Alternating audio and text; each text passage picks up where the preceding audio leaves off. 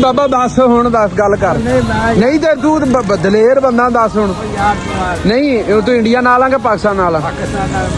ਹਾਂ ਜੇ ਜੰਗ ਤੇ ਜਾਣਾ ਪੈ ਗਿਆ ਫੇਰ ਹਾਂ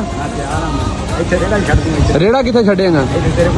ਰੇੜਾ ਮੇਰੇ ਕੋਲ ਛੱਡ ਜਾਣਾ ਤੇ ਗਨ ਗੁੰਨ ਬੰਦੂਕ ਮਜੈਲ ਹੈਗੇ ਪਾਕਿਸਤਾਨ ਦੇ ਨਾਂ ਤੇ ਸ਼ਹੀਦ ਹੋ ਜਾਣਾ ਜਾ ਕੇ ਮਜੈਲ ਨੂੰ ਜੱਫਾ ਪਾ ਕੇ ਉੱਥੇ ਜਾ ਕੇ ਡਿੱਗ ਜਾ ਕਿਸੇ ਪਾਸੇ।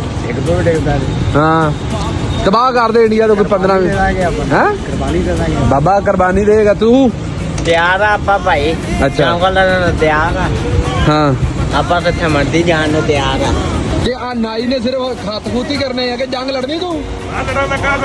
ਅੱਛਾ ਨਹੀਂ ਨਹੀਂ ਮੋਦੀ ਮਾਰਨਾ ਕਿ ਕਿਹੜਾ ਮਾਰਨਾ ਉੱਥੇ ਜਾ ਕੇ? ਮੋਦੀ ਦੀ ਮਸ਼ਹੂਰ ਕਿਹੜੀ ਆ? ਆ ਜਿਹੜੀ ਮੋਦੀ ਦੇ ਭੈਣ ਨਾਲ ਉਹ ਬੜੇ